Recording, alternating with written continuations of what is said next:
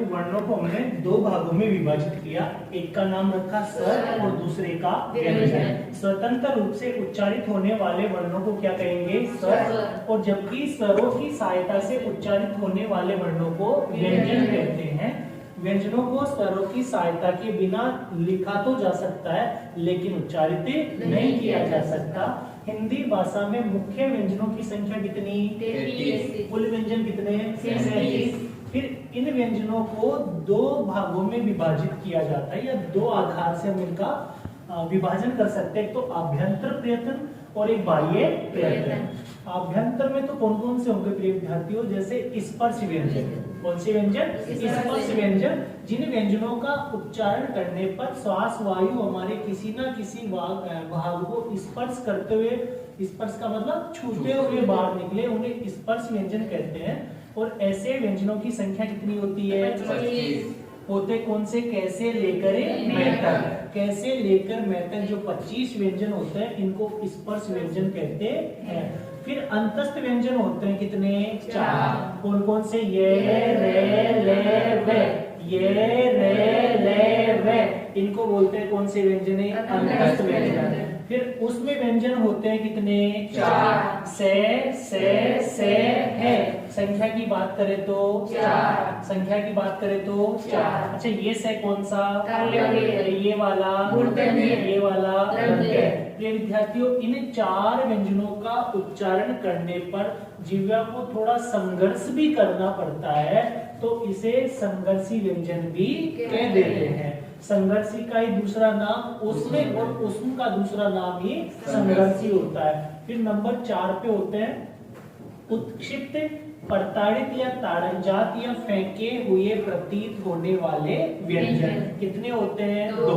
ढ और ढ, ढ और ढ। इनका उच्चारण करने पर ऐसा प्रतीत होता है कि जैसे जिह्वा इनको झटके के साथ बाहर फेंक रही हो। ये विद्यार्थी, फिर इसके बाद में लुंठित।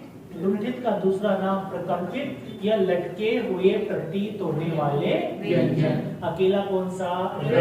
रे का जब हम उच्चारण करते हैं ना, तो ऐसा प्रतीत होता है कि जैसे जिह्वा में कंपन हो रहा हो। कंपन बोले तो वाइब्रेट हो रहा हो। और ऐसा भी प्रतीत होता है कि ये जिह्वा के कहीं इर्द गिर्द लटका हुआ है। कौन सा व्यंजन है? फिर पार्श्विक व्यंजन होता है, और पार्श्विक में कौन सा आता है? ल। पार्श्व का मतलब क्या होता है? बगल होता है। जिन व्यंजनों का उच्चारण करने पर जिह्वा तो स्थिर रहती है और श्वास वायु दोनों भागों से यानी दोनों बगलों से निकल जाती है, उन्हें हम पार्श्विक व्यंजन कहते हैं। और पार्श्विक में अकेला कौन सा? ल। कौन सा आता है? ल आता है विद्यार्थियों। इसके बाद में संयुक्त व्यंजन होता है। कौन से व्यंजन? संयुक्त व्यंजन होते हैं। और संयुक्त व्यंजन होते हैं कितने? 4। कौन कौन से? क्षय, त्रय, गे, श्रय। क्षय, त्रय, गे, श्रय। क्षय का निर्माण हुआ आधा तो अरे पूरा। से भी कौन सा? मूर्धन्य। और जब से को हलंत करेंगे, आधा करेंगे, तो आगे क्या आएगा? इसी प्रकार त्रय बोलो, आधा तो पूरा, आधा करेंगे तो गे का निर्माण अधूरा तो जय, पूरा ये को आधा करे तो इसी प्रकार श्रय का निर्माण हुआ अधूरा तो से कौन सा?